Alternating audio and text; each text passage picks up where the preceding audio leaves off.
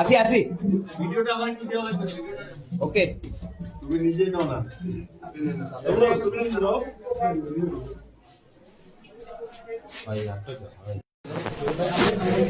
আরে ভাই লজ না জায়গা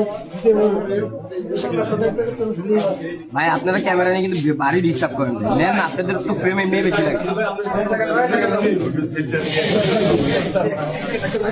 আমরা সবাই বসে আছি আমরা ফাংশনে যাই গিয়া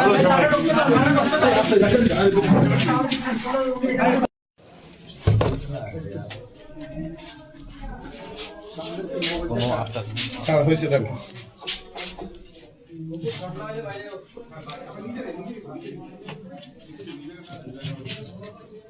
থ্যাংক ইউ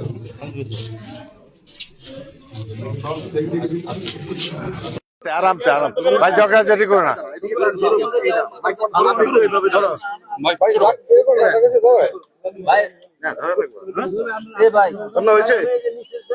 আপনার নাম কি আগে তুলছেন তো আজকে প্রথম নাকি ভোট দিচ্ছেন না দিবেন দিয়েছেন হ্যাঁ প্রথম আচ্ছা ভালো রেডি আপনারা বলেন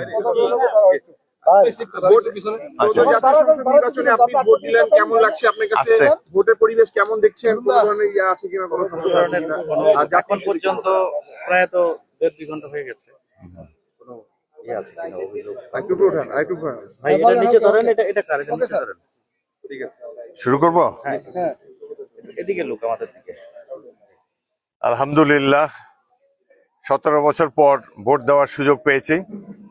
সেজন্য আল্লাহ রাব্বুল আলামিনের কাছে শুকরিয়া আদায় করছি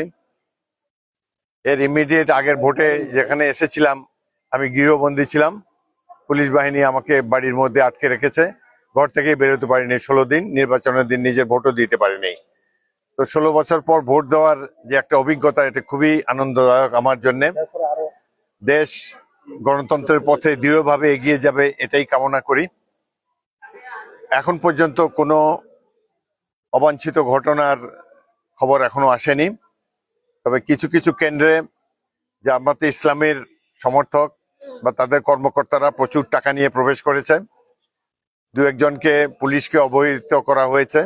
বহদরপুরে একটি কেন্দ্রে 2 লক্ষ টাকা নিয়ে একজন তাদের কর্মীকে ভোটারকে প্রভাবিত করার মতো সিচুয়েশনে পাওয়া গিয়েছে তবে পুলিশ কোনো ব্যবস্থা নেয়নি যাই হোক আমরা চাই শান্তিপূর্ণভাবে নির্বাচনটি শেষ হোক এই নির্বাচনের উপরে বাংলাদেশের ভবিষ্যৎ নির্ভর করে আমরা কি গণতান্ত্রিক রাষ্ট্র হিসাবে টিকে থাকবো নাকি কেবলমাত্র পরাশক্তির ক্রীড়নক হিসাবে টিকে থাকবো সেটি ভোটাররা নির্ধারণ করবে বাংলাদেশের জনগণের উপরে আমার পুরোই আস্থা রয়েছে এবং সারা দেশে এখন পর্যন্ত শান্তিপূর্ণভাবে নির্বাচন অনুষ্ঠিত হতে যাচ্ছে শান্তিপূর্ণ নির্বাচন হওয়ার প্রধান কারণ হলো নির্বাচনের সাধারণত যারা গন্ডগোল করে সহিংসতা করে তারা এখন প্রতিবেশী দেশে পালিয়ে আছে এই কারণেই প্রধানত ভোটটা এখন পর্যন্ত সুষ্ঠু আছে তবে আশা করব এই নির্বাচনের ফলে আমাদের দেশবাসী গণতন্ত্রের পথে শক্তভাবে এগিয়ে যাবে আমাদের অর্থনীতি আরো সমৃদ্ধ হবে এবং দেশের জনগণ তাদের সকল নাগরিক অধিকার ভোগ করতে পারবেন এমনই একটি সরকার আমরা প্রতিষ্ঠা করতে চাই আমার দল বিএনপি যদি রাষ্ট্র ক্ষমতায় যায় তাহলে ইনশাআল্লাহ এদেশের জনগণ একটি নতুন বাংলাদেশ দেখতে পাবেন এখানে প্রত্যেকটি মানুষের সমান অধিকার তারা প্রয়োগ করতে পারবেন বিশেষ করে অর্থনৈতিক ক্ষেত্রে আমরা অনেক উন্নয়ন দেখতে পাবো সাধারণ মানুষের যে চাহিদা রয়েছে সেগুলো পূরণের জন্য আমরা 31 দফা কর্মসূচি দিয়েছি তা আমরা আশা করব যদি বিএনপি সরকার গঠন করে তাহলে আমরা সেই আমাদের নির্বাচনী ইশতেহার অনুসারে এবং 31 দফা কর্মসূচি অনুসারে